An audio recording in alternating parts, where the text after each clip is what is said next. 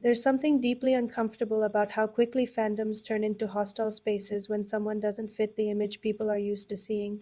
KATSEYE is a global group, marketed as diverse, modern, and inclusive, and yet the moment someone like Lara exists confidently within that space, the cracks start to show. Suddenly, the same people who claim to support diversity begin acting defensive, dismissive, or outright hostile. Let's talk about Lara, not as a symbol, not as a debate topic, not as a controversial member, but as a person who is constantly being put under a microscope for reasons that have very little to do with her actual performance or talent. What stands out immediately is how different the criticism toward Lara feels compared to the rest of the group. It's not just frequent, it's sharper, more personal, more aggressive. There's a tone to it that goes beyond normal idol discourse.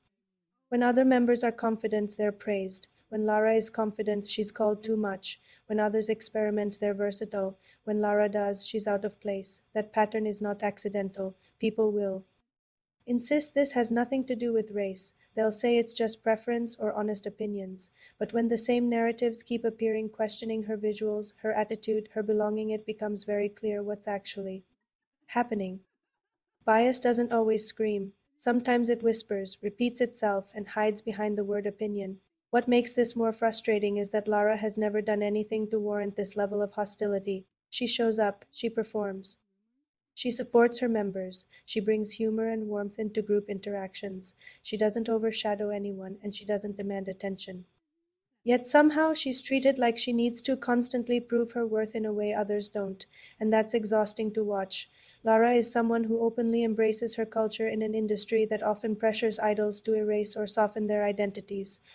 She doesn't present herself as a stereotype, nor does she distance herself from where she comes from. She exists comfortably as a South Asian woman in a global pop group, and that alone challenges a lot of deeply ingrained ideas about who gets to belong in these spaces. For some people, that discomfort turns into resentment. There's a reason representation matters, even when people roll their eyes at the word. For South Asian fans, seeing Lara thrive isn't just cool, it's validating. It's proof that you don't have to look a certain way, come from a certain background, or fit into a narrow box to be taken seriously. And when that visibility exists, it exposes how limited those boxes always were. Lara's talent is undeniable. Her stage presence is confident, her delivery is sharp, and her growth is visible. But beyond that, she brings something less measurable and more human to the group. She has a grounding energy, a big sister presence, someone who feels steady, rather than performative. That's not something you can train, it's who she is. And yet, instead of being appreciated for that, she's often reduced to unfair labels. What's especially telling is how quickly people jump to accuse her supporters of playing the victim card whenever racism or bias is mentioned. That phrase has become a convenient shutdown tactic. Instead of engaging with the actual issue, people dismiss it outright. It's easier to say stop playing victim than to reflect on why certain members are always the target calling out. Patterns isn't victimhood, it's awareness. The truth is, fandoms like to believe they're progressive until they're asked to confront their own behavior. Supporting diversity sounds good until it requires unlearning biases, until it means listening to fans who don't share the same background, until it means acknowledging that not all criticism exists in a vacuum. Lara doesn't need to be defended because she's weak. She's defended because the criticism she receives is disproportionate, repetitive, and often rooted in things she cannot and should not have to change. No idol should have to earn basic respect by shrinking themselves. There's also a noticeable lack of empathy in how people talk about her. It's easy to forget that behind the edits, the stages, and the branding, Lara is still a young woman navigating a high pressure industry under constant public scrutiny.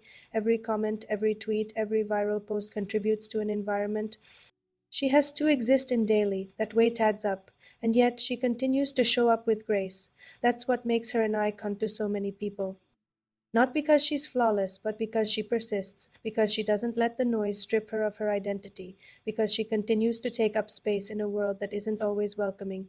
KATSEYE does not succeed in spite of Lara, it succeeds with her. Her presence adds dimension, authenticity, and global relevance to the group. Removing or diminishing her would not make the group better.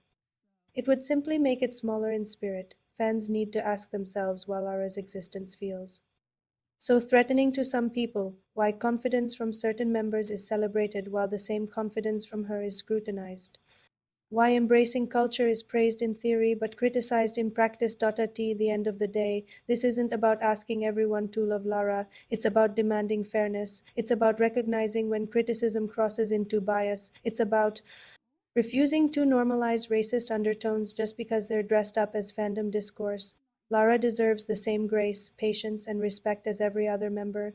No more, no less. Let her grow, let her exist, let her shine, because she's not the problem and she never was.